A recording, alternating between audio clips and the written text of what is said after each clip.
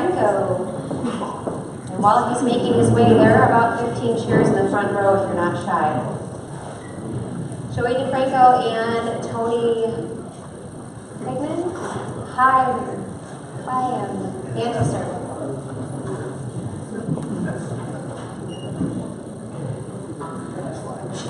I'm going to walk and talk, if that's okay. I'm not a big podium guy. Hi, my name is Joey DeFranco. I'm a digital marketing specialist with TechCraft, and I'm actually here tonight as kind of a fanboy for something that Tony and his crew at Mantle have put together. I've been working in digital marketing for about 10 years, and every once in a while you come across something that's really unique and kind of gives a really cool solution for a big problem that you have. And Tony's team has come up with something that has been really special for us at TechCraft, and now we're kind of working on a way to think about how it can help other people. So,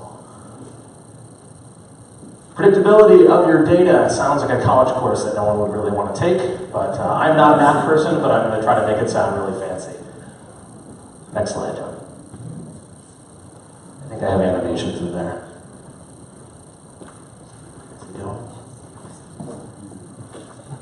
Awesome. I'm going to ask you guys some questions, and I would like some enthusiastic hands if I can get them. Anybody work in B2B or B2C out in the audience? Big old hands, probably a good chunk of you guys. Cool. Next question.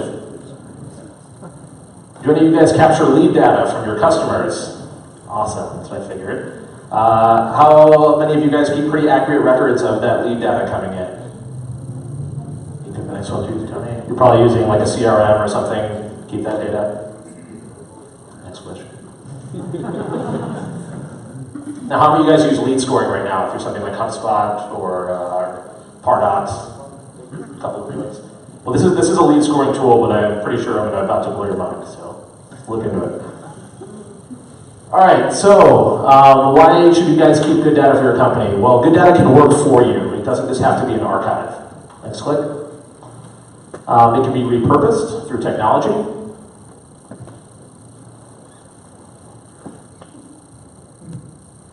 Just always assume that I need the next click, just constantly clicking.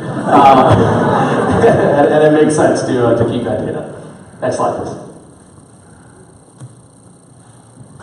So this is probably your current lead funnel. If you're in a B2B or B2C, you're capturing leads through your website or through kind of various email service providers, things like that. You're going to qualify some of those leads, identify them as prospects, and hopefully a certain percentage of them will be customers. Just keep clicking through that. So what if you could let your sales team know who would be a good client and who would be most likely to buy? Would you guys be pretty interested in that? If I could show you that? Cool. Thanks. If a customer is right for your business, and what if you could use it by just using data you already have? Pretty interesting. I'm really bad at making PowerPoints. Please don't judge my marketing skills by my PowerPoint skill level. So let's look at something really cool here. This is what you guys get to see. So what we've done at TechCraft and working with Mantle is developed a lead scoring model based on about 2 years worth of customer data. So we get a fair amount of leads. Our sales team deals with about 2,000 leads per sales member per year. And especially during high volume times, that's just a lot of leads coming in. And it's sometimes hard to kind of sift through. Everybody kind of gets the same amount of treatment, right? Every potential customer is a snowflake. You want to be able to handle them and see if they're right for your business by talking and connecting with them. But we have all this really, really intricate customer data through Salesforce that we've collected over the years to see what our messages were coming in from the people that became clients and from the people that didn't become clients. So what we did is we built a lead scoring model off of that information and made a smart form. And what the smart form does is it live scores based on probability of how likely a person is going to be a customer for us by the time they fill out the form. So I'll show you a quick example. I know my time's going to be up here in just a second. So I put in my name, I put in my phone number, I put in the company that I work for, I selected a couple of different tent sizes, products that we offer at TechCraft, and I put in a message. I said, hello, I'm looking for an affordable tent for my business. Please provide multiple options, thanks. And what the server is going to do, it's going to look through about 2 million data points based on the model that we built. And it's going to highlight some key factors both on the top and the bottom of probability levels and be able to put out a percentage to our sales team of how likely I am as a person who just filled out that form based on customer data to become a customer. Everyone follow me on that? Does that make sense? So it's looking at different factors, everything from if I'm using capital letters and misspellings in the messages to if I have a Gmail account or an AOL account versus a business address, whether I'm based in Dubuque, Iowa, or Los Angeles, California, or Chicago. It's looking at all that based on our client history and making a probability of this person to be successful. Next slide. And so here is the same form again. I just tailor the message a little bit differently. Next slide. And based on the factors I put in that size, it came back with a 99% probability of being successful. Next slide. So it's just math. What we've done is by tailoring this model over a couple of months and kind of comparing it and doing some live testing with it, it has about 85 to 90% accuracy of predicting if someone is going to be like kind of a qualified lead or a customer at the end of the day. It's not 100%, but it's pretty darn close. And we're able to build multiple models from this data set. So the model that we build, we can also look at project success and other things throughout our manufacturing process. So we can kind of see, hey, is a production piece likely to have any flaws in it based on current history and things like that. And we're working on something, or Tony's working on something, so you can't have it just yet, but it's going to be something that is commercially available soon. So. Now I'm going to let Tony answer all the tech questions that you probably would have. Questions? How much data do you need to train this to make it accurate? Sure. So for Tencraft, we had about 20,000 records, but we were only using 6 or 7 different pieces of information. Basically, what you saw there that comes through the form, just name, phone number, message, some things like that. And we've hit, I think, 88% accuracy with it. So I think we were pleasantly surprised at the results we could get with a relatively small amount of data. Yeah. And the interesting is we cross-checked a lot of the data during blind tests with sales folks. So not only were we letting them kind of make some judgment calls based on what would normally take them, 10, 15 minutes of research to go through and kind of like look at that email address and read the messages and go back through their archives to see if they've ever dealt with a client before. But this does it in milliseconds. This helps take some of the guesswork out of them and gives them more time. At the end of the day, like good salespeople are good salespeople. If they have more time to sell, then they're going to be more successful and the company's going to be more successful. Rico. So we have Salesforce, so would this integrate on top of Salesforce?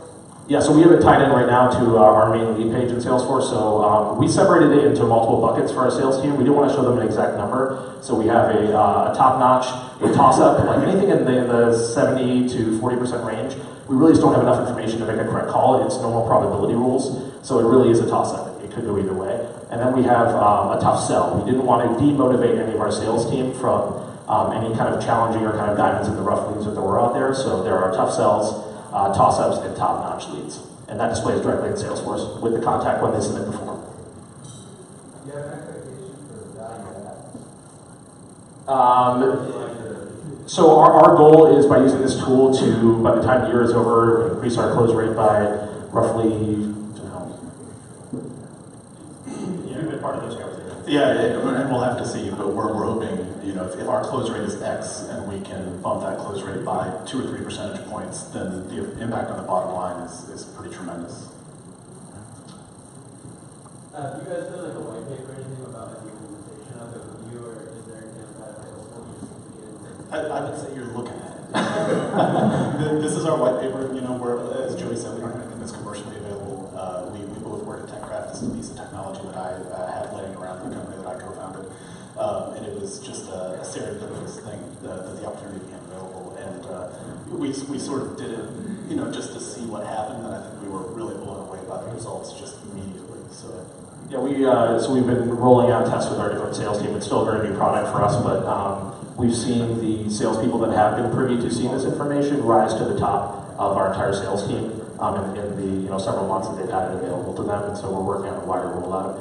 It's all in its infancy stages, but for me, what's exciting as a marketer is to be able to take something that, again, would be research-based for our sales team. Like if you have anybody who prospects leads, they sit around and they look at LinkedIn and they kind of go back through their history, and this kind of gives them a leg up and kind of points them in the right direction by looking through some of that data. And when you're prioritizing leads that are coming in at a certain volume, to be able to kind of give somebody that extra touch, kind of based on that intuition, it's one more tool in the arsenal for them. we're not making sales decisions based on these scores, but what it does do is kind of take some of the legwork out for the individual reps.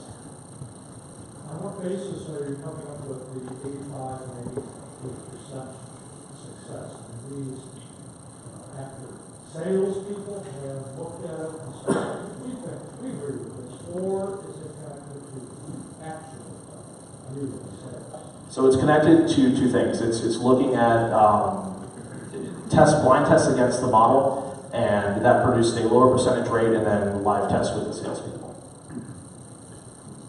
It is outcomes. It's not, I mean, we have run it past people internally, and everybody seems to sort of agree with the results. One of the things we did is we built a demo so they could fill out the form. We'd say, oh, well, fill out the form of the lead that you think is not likely to close, and they fill it out and score it. Okay, give us an example of what you think would be a good lead, and we'll score that.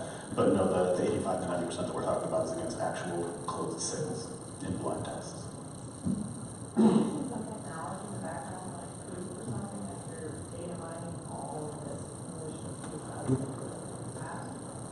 So this is just based on our historical data that we have. This is, and that's something that I think really sets us apart. Somebody asked me earlier before the talk started, what sets us apart from other solutions? And I think the thing that sets this apart is it is a sort of a high-touch solution.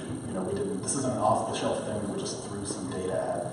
We ran it and remodeled it and talked about it as a group and remodeled it some more until we got to a point where it was scary accurate, when we ran it through tests. So, but no, it's custom tailored based on the data for this business. For your business would be totally different. So that's the question. So is your software able then to be applied to different industry segments? Totally custom? Absolutely. It's very generic. It's just math. It can't read. It doesn't know what all this data is. It takes a data scientist to feed it appropriately, to extract things out. So we have those 20,000 records with 7 or 8 fields, and we've extracted 2 million determinable data points from those that we can make decisions on and make predictions on. Sorry, so just one last thought on that. But and so what we're able to do with that data then too is we're looking for things that are consistent. Because obviously when you have 2 million sets, there are things that only occur once or twice or 3 times. And we set a certain threshold. I think it was like 30 or 40, something like that, times for those things to occur in a success or failure rate for those to be determinable factors. So there is a lot of work that goes into building the model, but it learns too as more data gets ingested to it. Every time someone fills out a form on our website right now, that data gets added back into the model, and the model gets smarter. Cool. Come see us afterwards if you have any questions.